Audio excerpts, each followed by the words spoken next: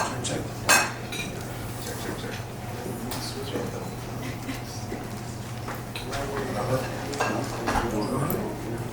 Check. Wow, hello everyone, welcome. I'm so happy to be here with you today. And first and foremost, I want to thank you for taking time out of your crazy South by schedule to break bread and mind melt with us for a minute. For me, my name's John Cropper. I'm the founder of a program called the Lewis Latimer Fellowship Program, which we founded almost 5 years ago. We've got a number of our brilliant fellows in the room, and make sure that you get to meet them. My journey through the road of innovation and futurism began at MTV, where I was traveling around the world developing channels in other countries. And I was living in South Africa right when Mandela was alive. And it was a breathtaking, mind-bending experience to be there for a year and see a culture going through radical change. And when asked, Mandela said the only way we're going to advance our society is through over-investment in education. Well, I'm the son of a school teacher. 5 uncles are school teachers, now there's a principal. And so that's always been the core theme of what I'm about. I then spent some time with another iconic wizard, Mr. Quincy Jones. And I spent 4 years with him, and one day I asked him, what is your purpose and what is the mission of your company? And the man said, I exist for one reason only, and that's to inject optimism into the world. That's it. And I started crying. I was like, what? I want to be an agent of optimism too. But you can't be an agent of optimism on your own. You need a team of Jedis or Avengers to go in and fight together. So that's what this is about. I ended up spending time traveling the world in the marketing and advertising space. Most recently, I ran the innovation team for Aston Martin, where I got to be Black James Bond. 300-400 flight miles, 1,000 flight miles, exploring new innovations and new technologies. But it's very lonely out there. I'm always the only brown face in the room. Always. Everywhere. Worldwide, Shanghai, wherever it is. And then when COVID happened, and George Floyd, I started to feel pain, an actual pain in my being. Then it was August 28, 2020. That was the day Chadwick Boseman passed away, the actor who played the Black Panther. And it was that day when I said, I want to create something to try to create a community of hyper-advanced Jedi Knights across disciplines who happen to look like me, to start to figure out solutions to big problems. Lewis Latimer was this black dude who literally was the son of a slave, self-taught, who ended up inventing the precursor to air conditioning. He refined Thomas Edison's light bulb, the carbon filament, which made light burn for long periods of time. That's a game changer. And then he worked for Alexander Graham Bell. And he did all the patents for Graham Bell. So can you imagine if that man lived today and he could say, I was involved with the invention of the light bulb, the telephone, and air conditioning, and oh, by the way, as a side project, he invented the water closet on trains, the mobile bathroom. He would be beyond Elon in wealth. And so what we're thinking about here, we're calling it the Unicorn Ranch. We're here to talk about wealth. Unapologetically, we need to generate and create wealth, generational wealth. And it was through this journey that I got to bump into this unbelievable character, another Jedi out there in the world doing remarkable work. And together, we decided it was time to join forces and figure out how we can accelerate this effort. I also want to take a minute to acknowledge Chris Brunk from Bank of America Merrill. He's been a partner of ours over the past year or so, and it's really important to have institutional capital knowledge in the room as we explore this future together. So that's my quick summary on that. head is cold. I have no hair. I don't have a new hat. I'm not getting that. I got this thing just blasting. But if you guys are happy, I'm happy. It's good to be here. Y'all know I'm gonna keep it 100%. But I met this brother, and it was like literally looking in a mirror. And my parents were school teachers. My dad was a principal. My uncles and aunts are all school teachers. My grandfather was a bishop in the Christian Methodist Episcopal Church, CME. So preachers and teachers, and it's been an interesting experience watching this technological explosion happen.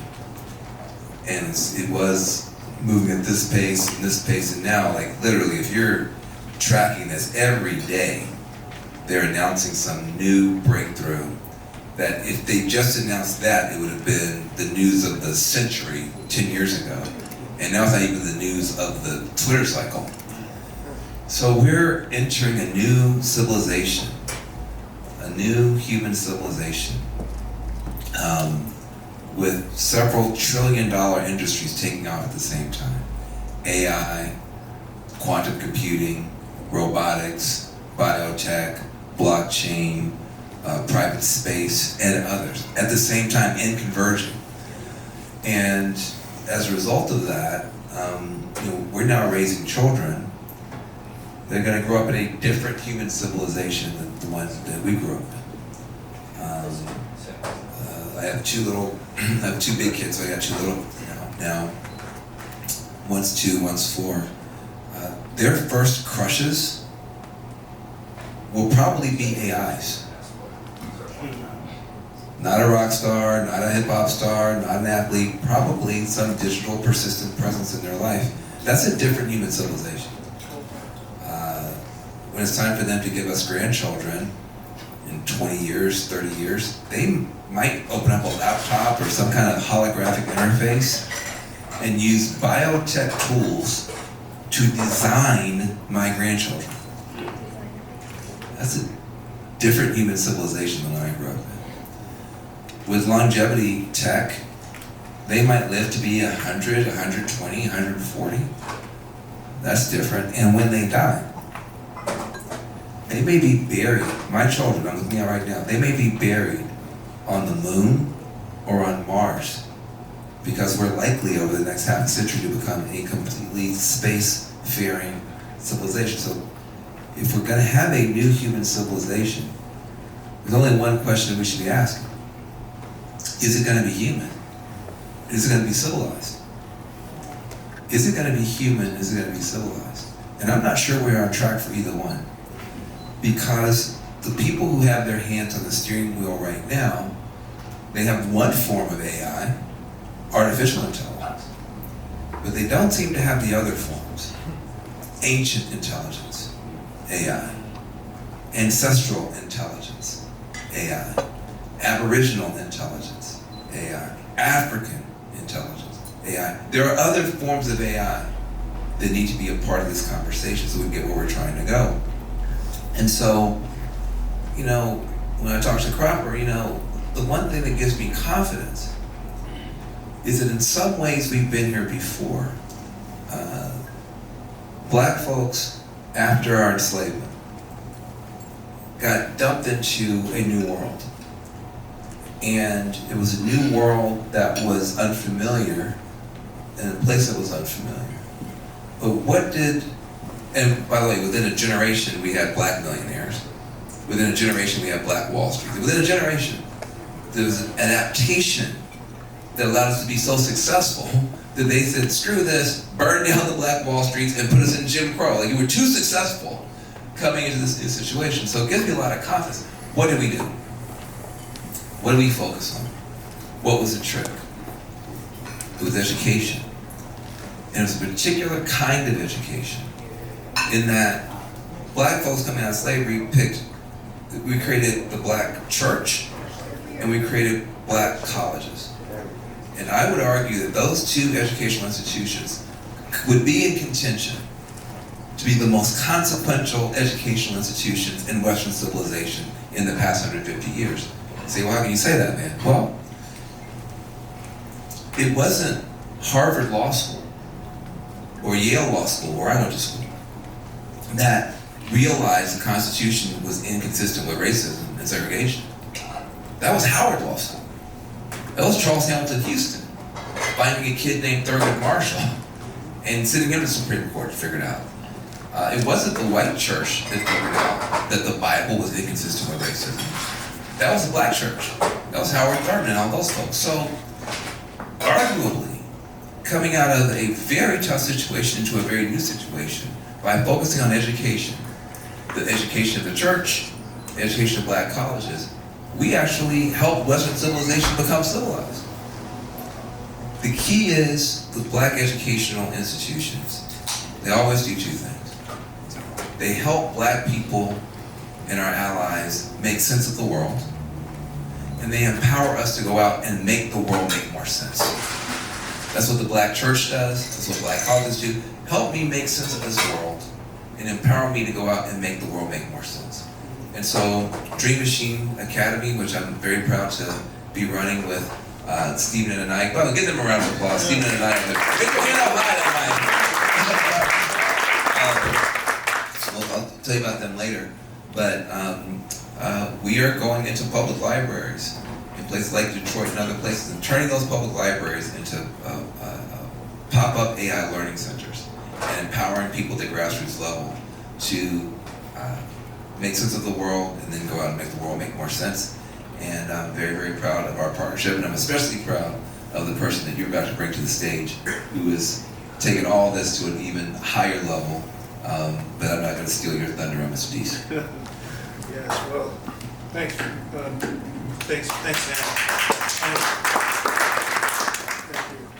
I'm now going to introduce you to what I would call an Obi-Wan Kenobi level Jedi, Mr. Willie Deese. Please join us. I also wanted to quickly note that the images that you see were created by an artist and a collaborator, Ms. Kia White. That is the merger of the ancestral knowledge and AI, and I think it's really inspiring. I'm going to have Willie tell you his story, but I had the good fortune to meet him and his collaborator in crime, Mr. Sean Fox. Make sure he's there as well. Last year, Willie came to a summit we produced at MIT, the Latimer Future Summit. Willie's journey is a remarkable one. Right now, he is the namesake of the Deese College of Business at North Carolina A&T, where he gave a large gift, and he's in the process of reimagining what is the future of the business school. And we're in the title that we're imagining is how do we create a unicorn ranch? A unicorn ranch. So with that, Willie, please share with us a little bit about your journey and what you're looking to do at the Deese College and how this room of really talented people can be partners in crime with you. Good afternoon. Good afternoon. Is this on? This better? Yeah. First, John, thank you for inviting me, and thank you, Ann, for your comments a few moments ago. It resonated deeply with me.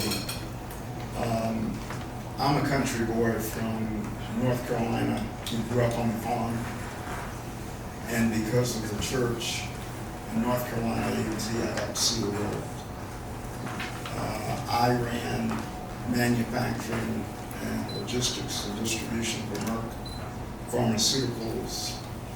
At one time, 100 plants around the world in 30 countries, operating budget of about $10 billion.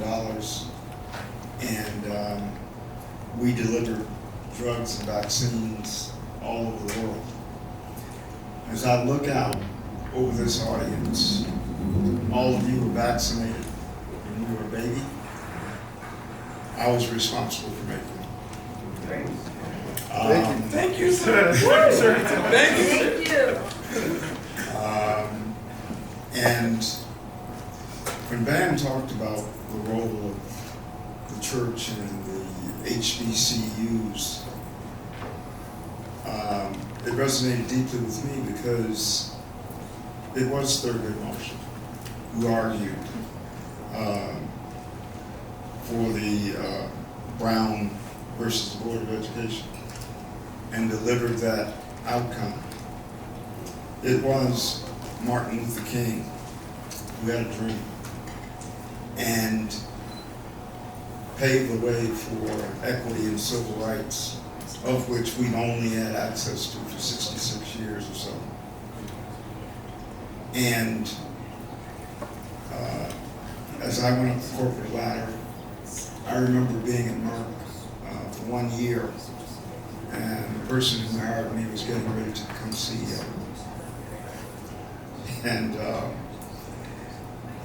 they'd never had anyone who didn't have an engineering degree, anyone who looked like me, and certainly no one who had only been with the company 1.5 years run manufacturing. And they were taking bets that the black guy would win because he came from an HBCU. And they didn't understand really that that was the superpower. And when the decision was made and they announced that I would be running manufacturing for the company, suck it now.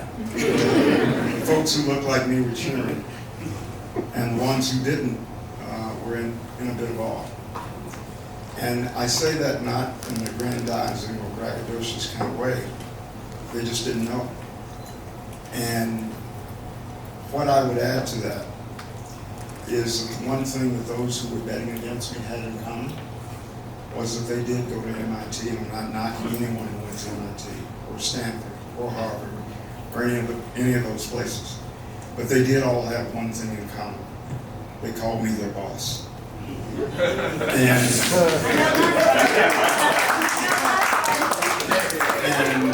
And I say that, again, not bragging, but because we were in the midst of a transformation.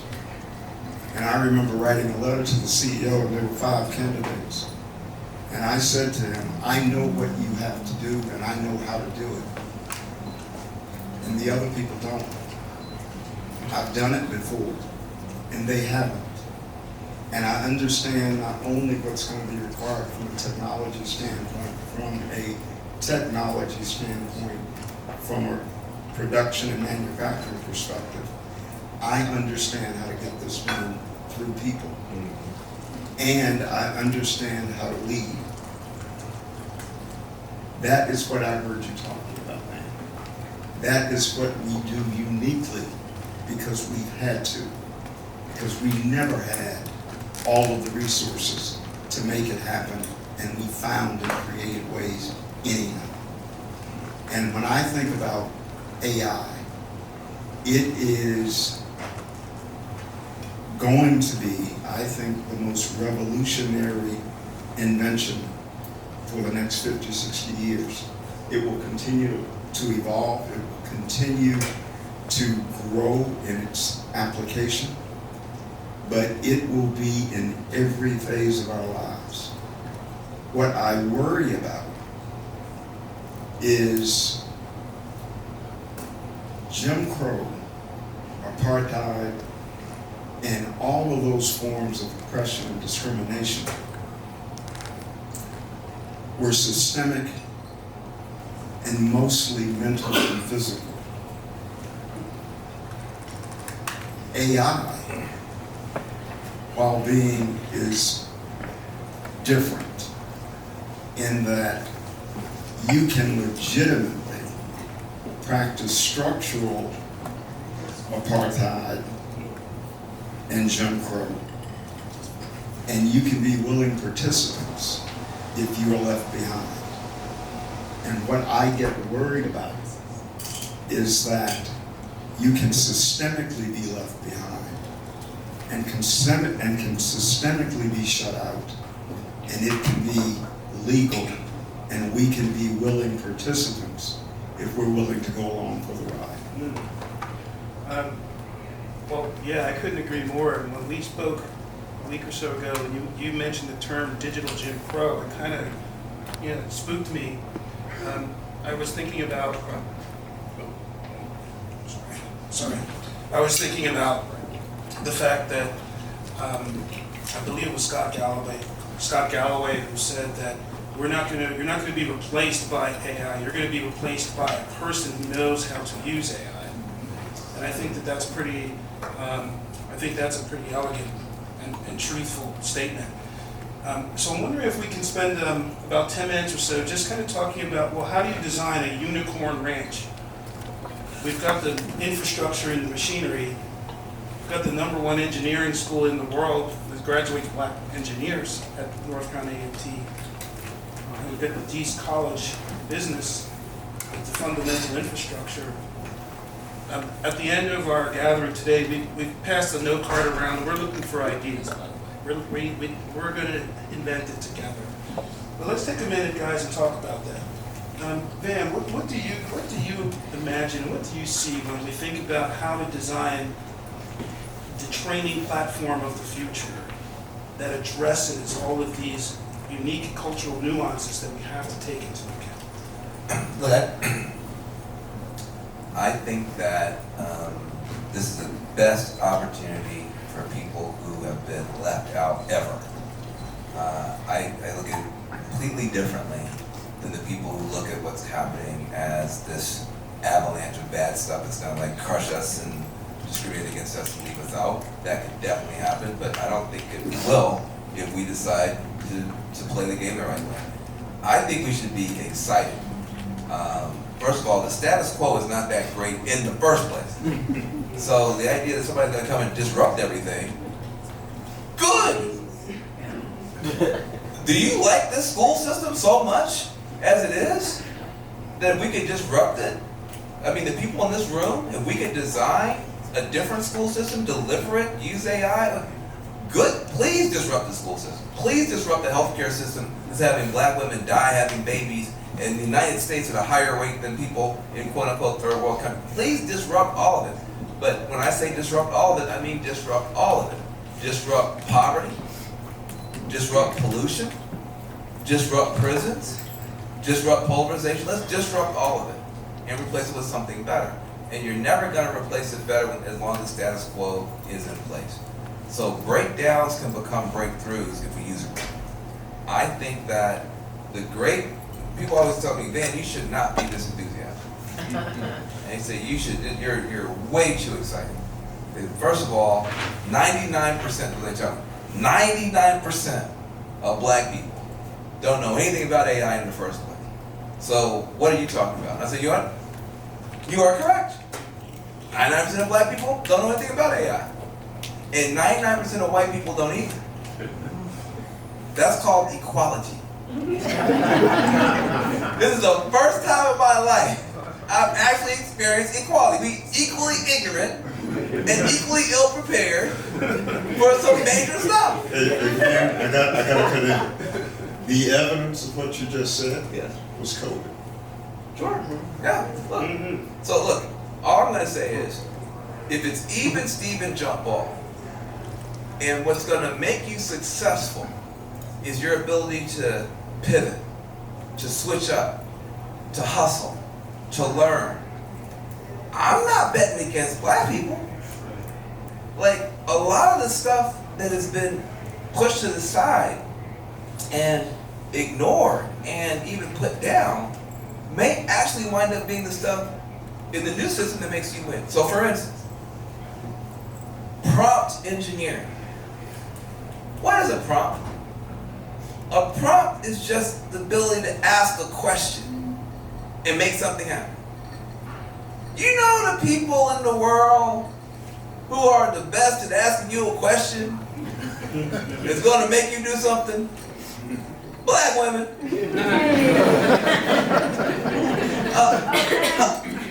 Brother, let me ask you a question.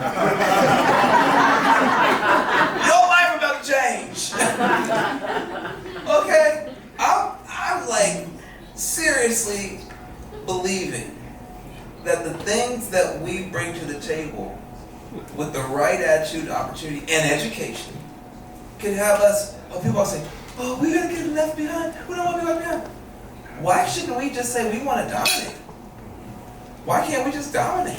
Hey. Like, I mean, every other thing that we were left out of, we got into. Tiger Woods, he wasn't trying to not get left behind in golf. He was trying to dominate.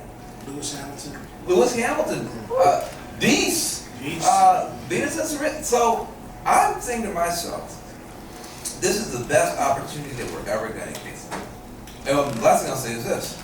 Not only are you talking about equality, which is all we've ever asked for, we're equally ignorant, but the other thing we're talking about is freedom. Now, people act like freedom is a good thing. I want to be very clear, freedom can be a good thing. When you have a disruption wave come through, it will tear the floor out from under everything and everybody. That's going to happen. Every industry is going to be disrupted. It's going to tear the floor out from under everything and everybody. That's true. But it will also tear the ceiling off. Yeah, the floor is going to be torn off, but so is the ceiling. So you can fall or fly based on your own effort. That's called freedom.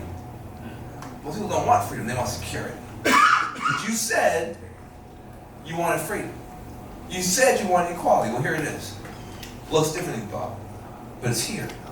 So now the question is, just like those folks who left our enslavement and had to invent whole new institutions with no roadmap, invented such good institutions that the entire world benefited. That's our opportunity now. And so, we sit next to Deese, who has done so extraordinarily well and is now literally has the opportunity to redesign, because he paid for it, to redesign education at a school where our kids go. I think it's extraordinary. Why do you need a unicorn ranch? Because we talk about the wealth gap. There's a billionaire gap. The wealth gap, you're going to talk about credit scores and home ownership. I want to talk about the billionaire gap. We don't have enough billionaires to fund these schools, to fix these neighborhoods, to give our young people a shot. And we've been too shy about saying we want to create some billionaires. I'll be very honest. When he says unicorn ranch, I say billionaire factory, whatever you want to call it. It's time for us to start saying we want him and her and her and her to be billionaires. Period. And then design for that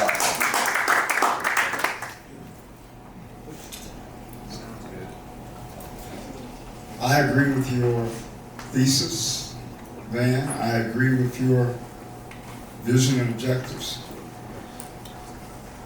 Biasly, I believe North Carolina A&T is the place to do it. I cried. And part of the reason I believe that, but it's not just North Carolina A&T, but the reason why I do feel passionately about A&T is because we do graduate leading technologists and engineers. I'm going to step out for 1 minute and step right back in, but please make your case, because you got the jury is listening. Right. I'm watching the jury. I'm a lawyer. The jury leaning forward. Make a case. I believe we have an entrepreneurial spirit that runs deep, not only with the students, but with the faculty. I believe we do have those billionaires in training. They just need the investment and the opportunity and the training to be ready as they grow those thoughts and ideas into products and services. And I'm sorry, excuse, can I hear that one more time? That last sentence that you just said. I just wanted to highlight what you just said one more time. I believe they need the investment. I believe they need the support as they grow those thoughts and ideas into products and services. And they can turn those thoughts and ideas and those products and services into businesses that allow them to become billionaires. And when you talked about Lewis Latimer, the sad part of that is less than 1% of us know anything about Lewis Latimer. And without knowing, we lose the vision of what's possible. And you're right. Had he lived in this day and time, and had he had the backing, the financial support to grow his inventions, billionaires, easy. Well, thank you, Willie. Show of hands, how many of you have heard of Reginald Lewis? Pretty much everyone. That's good to know. That's a really nice segue into our next conversation. But before we do, does anyone have any quick questions for Willie? I have a quick question. Yes. As ambitious is the word that I keep hearing. As an ambitious brother with a vision, coming up against an issue that isn't specific to me, it's all of us, as you just said.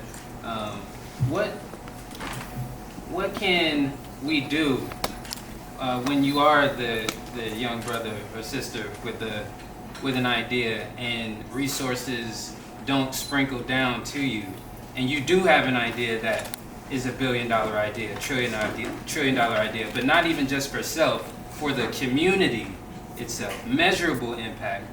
And when you're struggling to get that support, what is the advice there? Like we know we've identified the issue. Of course, be scrappy. Nothing's gonna stop me except the ground. But what's the advice to make it happen? The key is what I said earlier, having access to capital. At the end of the day, that's what we have to create, those avenues and those opportunities, because that's what's going to allow the idea and the thought to be cultivated. I can tell you how I've done it when I was working at Merck. There is a young man who had an idea around injection molding. We use a lot of injection molded parts in the way that we deliver the drug. And he came in, I could see that he had the ability. What he didn't have was the opportunity. I escorted him through the Merck process, and through a fair amount of resistance, because we've never had someone who looked like him do that kind of work for us. Today, fast forward 18 years, he is the largest injection molder, black injection molder in the world, in Greensboro, North Carolina. He supplies Merck, he supplies Eli Lilly. Eli Lilly has that little drug, you may have heard of it, Mounjaro. He supplies the device that allows them to inject that into people. He supplies BMW, he supplies all of the large automotive manufacturers in the world. He has become the largest injection molder in the world. So when we have the opportunity to provide access and to help with capital, that's the key. And then what I love about what's going on here is that a community is being formed. You're going to need each other in this community in order to make this work. We are going to need each other. So, just as Van is talking about, our chances going forward are as good as anyone else's if we can seize the moment. Preach. Can I get an amen? Amen. I know that's right. So question, prior to cutting this check, I know you still had HBCU bleeding through your heart. And I think there's a few of us in the room with resources or IP or solutions. And we work really hard to work with our HBCUs. In fact, sometimes you can't. We just tried to give away $1 million and no one even responded to emails. Email me.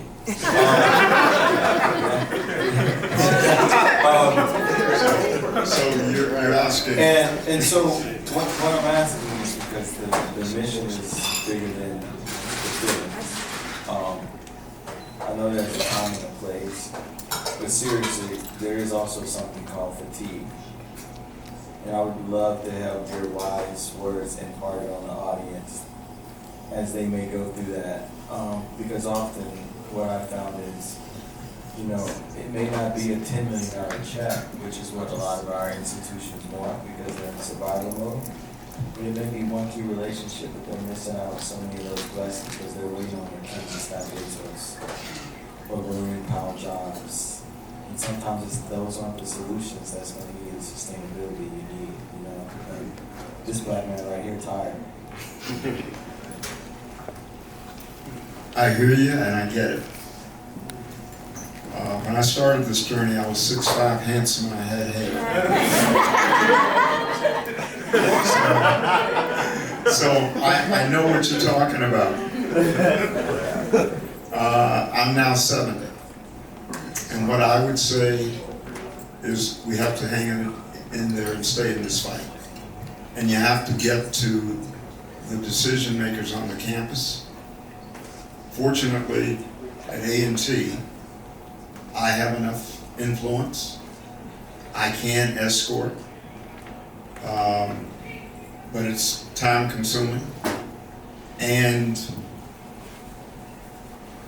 it's more difficult than it should be. And so we got to cut through it. I think we're going to conclude with that comment and segue into our next conversation, which is, let's talk about the first black billionaire that we've ever seen. Can I just say one thing? Oh, please. The reason I left was exactly I had to use the restroom. I did that before. My daughter called me. I have a 4-year-old daughter, and she doesn't live in this country. And she called, and I left to talk with her. And I want you to know. I want you to know that this next generation needs a lot.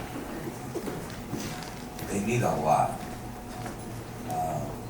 They're being exposed on these devices to way more information. Whether it's good, bad, mostly bad, but just way more than we were exposed to. We have to build this stuff urgently, and we have to take these young people very, very seriously. And so I look down, my daughter's calling me. It's easy to push the button and say, I'm busy, but you never know what their first memory is going to be. And we need that first memory to be seeing adults, as we grew up, seeing adults putting us first. And I just, something in my heart to say that because we all have little people looking up at us, and a lot of times we're looking at the phone. They're looking at us, we're looking at the phone. And there's nothing more important than this next generation, and that's why we're here. So anyway, thank you. Well, thank you for that point. I just wanted to kind of put a wrapper on that. When the three of us were talking about the future of education, I asked him, what's the most important ingredient in your mind if you're a chef making the Michelin caliber meal that's going to be a unicorn level education that's affordable? He said EQ training. I wasn't expecting that. EQ training. And I was like, yep. Half these folks I meet don't know anything about writing a thank you note or paying attention. Or if someone who has wisdom invites them to come and sit with them for an hour and they show up 15, 20 minutes late. Like I didn't grow up that way. Like, if this man's going to give me 20 minutes of his time, I'm going to be there 5 minutes early and try to see if I can hang with him 5 minutes after. Because it's rare to get the opportunity to be in the room with people who have wisdom. And that's where the ancestral part that Rand spoke of at the beginning is so important. So I just wanted to say thank you for that. Yes, I'm sorry, I didn't want to derail, but there's a conversation happening here that I kind of missed because I had a call, but about education. And it lends to this gentleman in the middle of the conversation. I'm sorry, sir. You deserve all the respect in the world doing it at 70 years old. But I'm very afraid, right? I live here in Austin, Texas, and I see what's happening just in the past like 6 months with technology. And what's happening is the divide digitally between two different classes of people, between Black American, African, or brown people, and the divide between other classes of people are being kind of widened by the technology and the advantage that one class has being access to funding to accelerate the growth in education and entrepreneurism, right? So here in Austin, Texas, we got this thing called the Alpha School, right? You may know about it, AI education. They condense statewide education into 2 hours, and they free up the rest of the time where kids can learn about game theory, they can learn about like strategic behavioral health, the mental health, wellness with the extra 6 hours, entrepreneurship, basically turning that school into an incubator or accelerator. But that school is $70,000 a year. They're not using the statewide tax credits and they're not applying it to kids that are in Del Valley or in some of the more, disadvantaged neighborhoods and communities, right? Because they're like creating a divide. This is premium education, you guys over here, good luck. So with all these minds in the room and we're attacking education, I feel like this is another time, just like Web3 had a moment where we could create liquidity pools to actually fund our own projects, fund content, storytelling, education. That was the moment. Right now with AI, agentic AI, and unleashing that technology on younger generations could level the playing field to do exactly what you're saying, to be able to target individual students and use AI to enhance their skill sets and give them the opportunity to really compete in the new marketplace with, AI said it's gonna take everything. I'm sorry, for some reason I'm not nervous. This is real. I just wanted to say, we don't invite press or anyone to any of the gatherings. We do because it is a safe space to speak freely. And that's really, really important. So you shouldn't be feeling nervous to express your opinions. No, it just popped out. But it's important, and you notice, I'll just to quickly address it. First, I tried to put emphasis on affordable. I think it's a disgrace how expensive education is. I think it's almost a criminal enterprise in the structure, designed to get you into a debt spiral. $250,000, $300,000 in debt is outrageous. Hey, look, So you're about to bring on somebody who beat every odd, and you seem like you're scared and need some inspiration. And there's an inspirational figure that we're about to talk about. And let's see if that helps you a little bit. But I don't want to. I derail to talk about my daughter. Now you derail to talk about the Alpha School. But I want to make sure we don't get too black up in here. We got to get back on track. I appreciate keeping us on track. But we're all here together for the next few hours to have that conversation. Willie, I'm humbled. Thank you so much for the work you're doing. Let's keep it.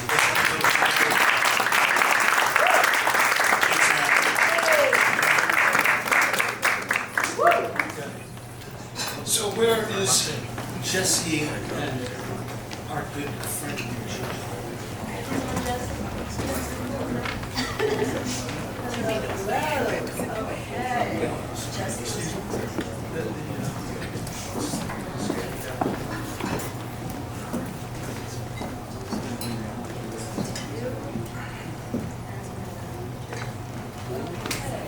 So you're about to get a real treat here.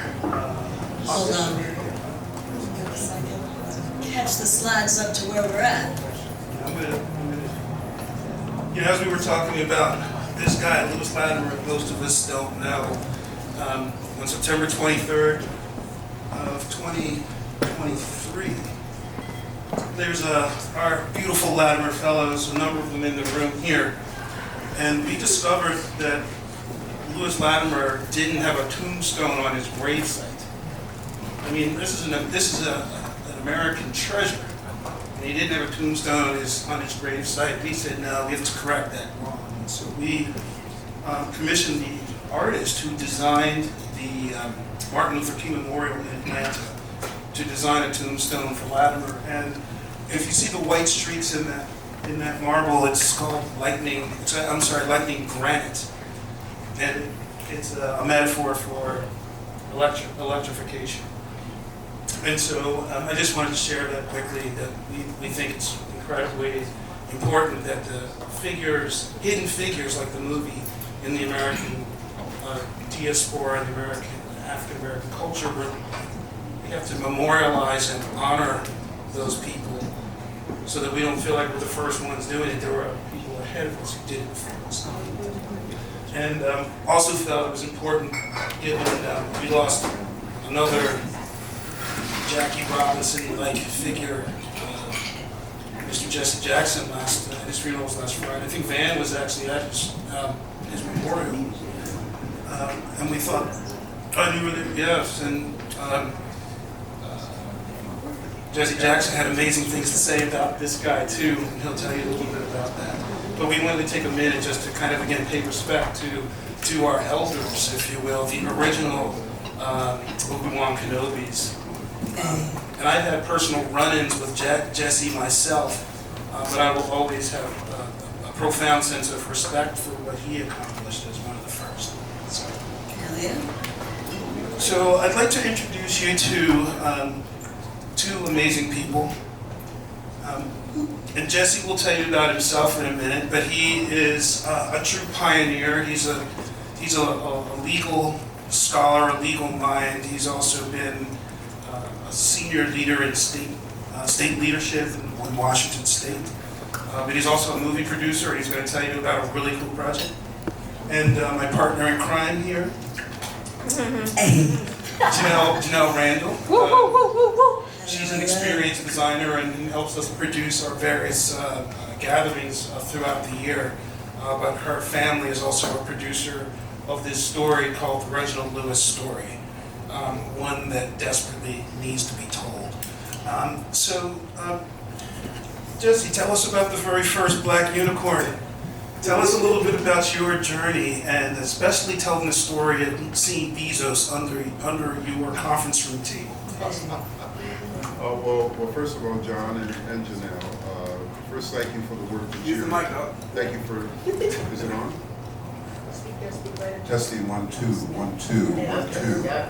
Oh, okay. All right. Hip hop style.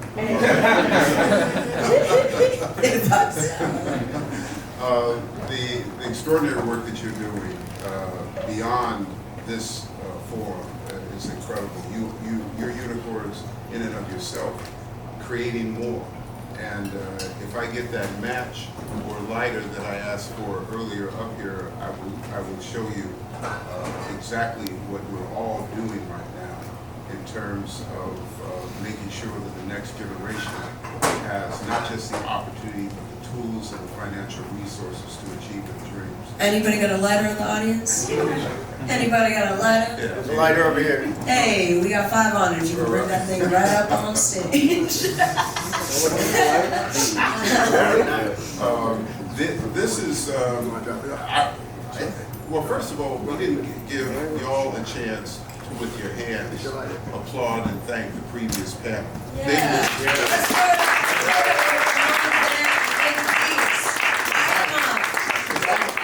I learned a lot, and you reach a point when you're in professional life where you figure, okay, I think I know it all, and then you come to something like this, and you're like, okay, I need to now add another chapter to the book I thought I had finished, because it goes on.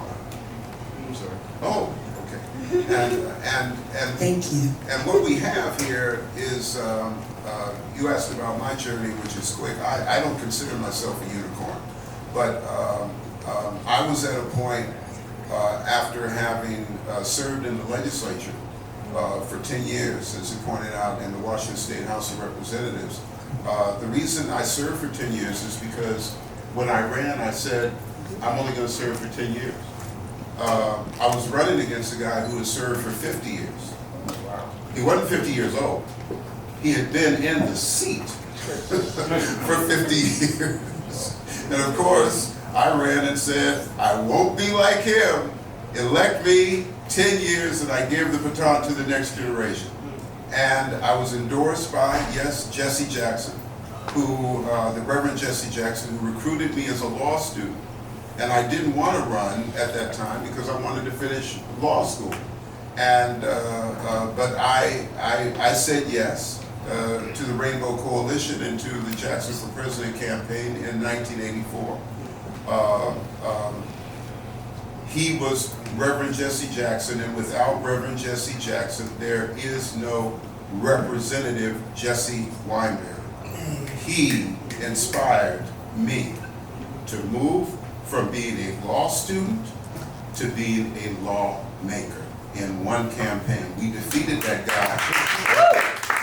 We defeated that guy who had been in office for 50 years. And I kept my promise and served 10 years. And then I handed off to the next generation. What happens then is for a lawyer, because I graduated as a lawyer, I was with a law firm.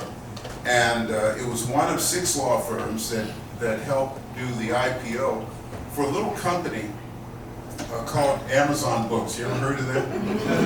Amazon Books. And when we saw the IPO actually make it to the Wall Street podium where they rang the bell, and we saw Jeff Bezos up there ringing the bell, and then at the end of the first day of closing, he had made $10 million. I turned to one of my partners and I said, 10 million, how much of that did we get? And he said, 250. I said, $250,000. And he got 10 million. I said, we're on the wrong side of the table. Because, you know, I mean, there's not even any comparison there. And that's when we start, a few of us in the law, in the firm, start looking at the internet. And with the goal of starting a business. And we started a business called Broadcast Urban to stream urban radio worldwide. And we grew that business into millions in terms of revenue and ad revenue. And along the way, I wanted to know, well, what's next? And one of the partners of the law firm said, I have just the book for you. And this was a time, and some of you who are older may remember, where every book that was published was a career book. Oh, yes.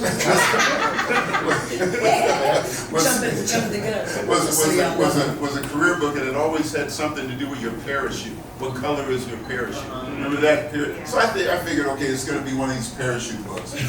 And we were at a restaurant in Seattle, and we were the only 2 black guys in the restaurant, surrounded by white diners.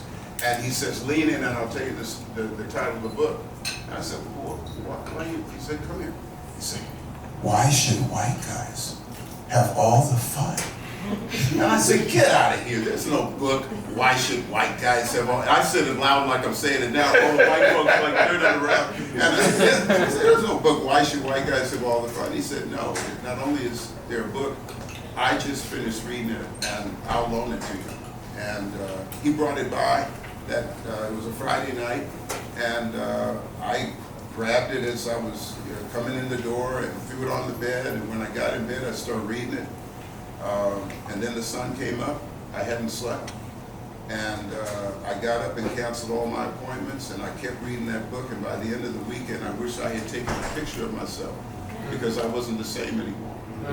That guy is the ultimate unicorn. You're talking about black unicorn renaissance.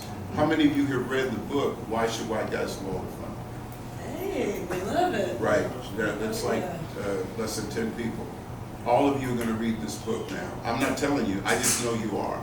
Because this is a guy that started in Baltimore, and his family was using an outhouse in the 1950s and 60s in the city of Baltimore. They did not have indoor plumbing, okay? And he rose to be honored at the White House for having $1 billion empire before Bill Gates. Let me repeat that.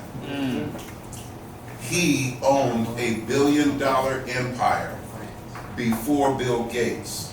I know some of you saying, oh man, they're gonna make this guy a god. There's no way he will have more money than Bill Gates, okay? You track it, and I know you'll do Google AI to try to prove me wrong. Number 1, he purchased a business, Beatrice International Food, in 1987.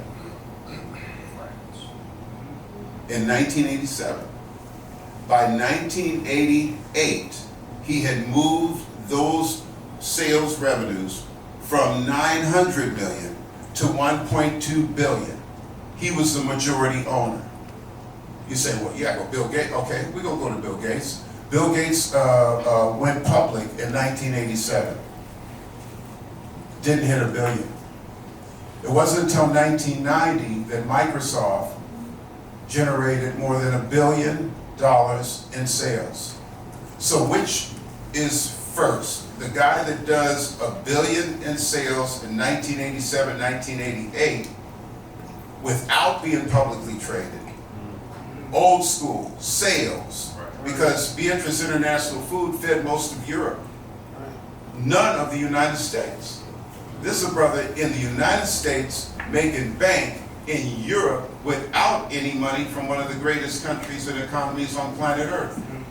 Or the guy that doesn't, goes public in 87, doesn't cross the $1 billion mark until 1990. Who's first? Pretty clear. 87?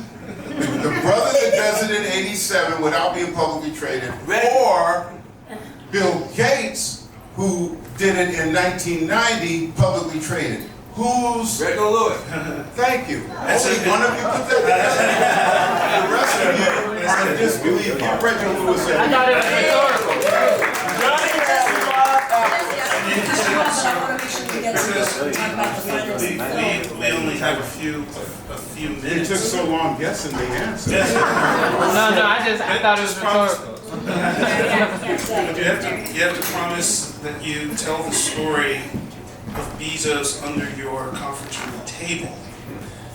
2 seconds. And then we're going to talk about your movie. So these two are producing a movie, a biopic based on the man. The legend. Yes. With Lionsgate as a distribution, so this isn't some scrappy indie effort. With Jamie Foxx as star to play And producer, and Janelle's and her father. This has been a 10-year journey to get this movie made. A decade in the making here. A decade in the making. I remember. Over a decade, technically. Okay, so but this is the year. This is the year, and God knows that people of color, black people in America in particular, need lodestar media, or I'll call it beacon or bellwether media moments, to remind us of the brilliance that sit within the community. So take the last few minutes to tell our friends about the journey in this film and your financing mechanism. And as we conclude as well, you're going to meet Carla Ballard over here a little bit later on. She's invented a blockchain methodology to be able to crowdfund, if you will, community crowdfund, build transactions within our own social networks. This sort of speaks to Shanique's question about how do we raise capital through non-traditional sources. So please, we just have a few That minutes. leads us right in. In a nutshell, Hollywood is going through a seismic change, as you may or may not know. I've heard COVID mentioned a number of times during the previous panel's discussion, and that was the beginning of what I will describe as the collapse of the industry, as all of us know and love and have grown up to love it. Many of us are born or are here now only because we were born because of a great movie that our parents went out and saw and didn't get in a rush to come back home until they created us. It's inspired by movies, inspired by romance at the theater. And as you know, no matter what part of the country you're from, I'm sure some of your favorite theaters are either gone or they're being used for other purposes. That's because of the seismic shift in terms of streaming. Your new movie theaters are on your watch and on your phone and on your screen. It's the familiar names: Netflix, Hulu, Amazon Prime, Apple Plus, and it's. I think to Van's point, there are some changes that we always react to in fear, but there's another opportunity side to those changes because it knocks down a previous infrastructure that kept us out, and now they can't wait to see you. The streamers, I'll just give you an example of Netflix money. Netflix just tried to buy Paramount, as you know, I'm sorry, tried to buy Warner Brothers, and then Paramount came and said, oh no, you ain't taking over all of Hollywood, and grabbed it and pulled it back. Why did Netflix, a company that's only been in existence for maybe 20% of the time that the other studios have been there, have the power to outright make an offer to purchase one of the greatest studios in Hollywood history? Because they have 300 million subscribers that pay them $8 a month. It's 19.99. It's 19 now. Yeah. It's crazy. They pay them a minimum of $8 a month, whether you watch a movie or not. Hell of a business model. Can't beat it.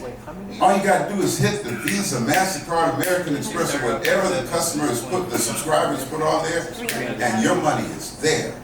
Well, the Hulus and the Apple Pluses and others are not far behind. That's capital. That's every month. That's over $2 billion a month. And so they have the money to buy content, to pay you to help you produce your work.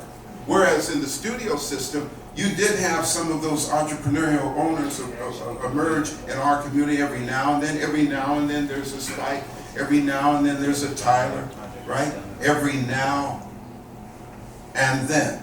Now that can be on a regular basis because these streamers have to have content to actually support the demand from those millions of subscribers, those credit cards or debit cards or whatever card is being hit every time you blink.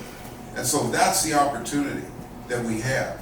And we have come at a perfect time with our movie because we came to Lionsgate, to your point, John, before the seismic change, but in the process of producing it, we've also made relationships with Netflix and with Hulu and with Apple Plus. And so what movies are now is a commercial when they first distributed in theaters, no more than 30 days, and then immediately to the streamers. That's the opportunity you have right now, and I'm happy to hear any questions or other discussion about it. I just want to point out, I think one of the reasons why, as we see the shift in how movies are made, how movies are financed, and we see the shift in our people in terms of ownership over our own art, one of the reasons, and our own ideas, our own IP, I think that's one of the reasons that it has been a decade in the making, is because we did not just accept blanket investment from any large corporation, company scenario into the film that would dilute the actual ownership of the story from the community that the story represents. We have raised the money to make this film in chunks of $100,000 at a time, here, there, everywhere, up to what are we at, 22 million? Something like that? It's a $20 million budget, and the magic of financing films is that if you're doing a $20 million movie, you only need to really raise $5 million in equity. And then the banks come in with debt, and the tax credits come in, and then foreign pre-sales comes in and fills out the rest of your budget, and now you have a major motion picture. There we go. But that $5 million in equity is raised from exclusively Black investors. That equity and that ownership of the IP of the work that we're going to do, of the story of this man's life, is going to stay in the community and then be returned to the community. And I think what I'm very curious to see, both to Shamique's earlier point, and we're going to hear from Carla later, talking about building more circular economies that, like, where we're able to invest in our own futures, our own, and also it's hard to build those futures if you can't see those futures. So that's what we're doing here. We're trying to make something that y'all can see, so you can see it, you can be it. And I think the fact that you're here in this room shows that you're already there, baby. Thank you. Please make sure to spend some time with Jesse. I'm just going to tell the story really quickly because it was so crazy when you told me. I know I'm running over time. Oh my God, these two are talkers, y'all. I know, Stay right? with us. So we were talking, and he was saying that when he was at this law firm that was managing the Amazon IPO, he came in super early one day, and he was sitting there at the conference room table, and there was a body under the table, and he goes out to the receptionist. "Well, there's a body under the conference room table." She comes in and she goes, Jeff, wake up. It was Bezos up in there.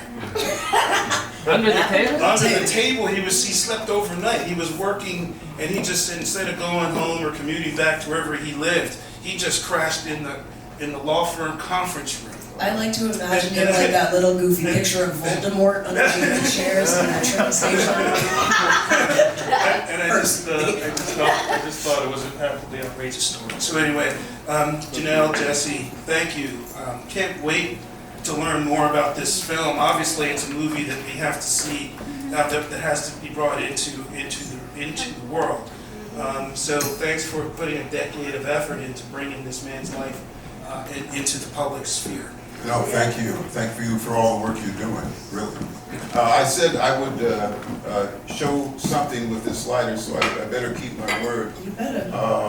Because I want to do for you what Jesse Jackson did for a lot of us in my generation. We are all candles, whether we know it or not. We're all candles. A candle is really nothing but a wick in the middle of wax. And if you just hold it there, you got a candle. But a candle cannot project any light, any power, unless a flame comes along and inspires it. Come on, Flame. It's got to be a strong flame. Come on, Flame.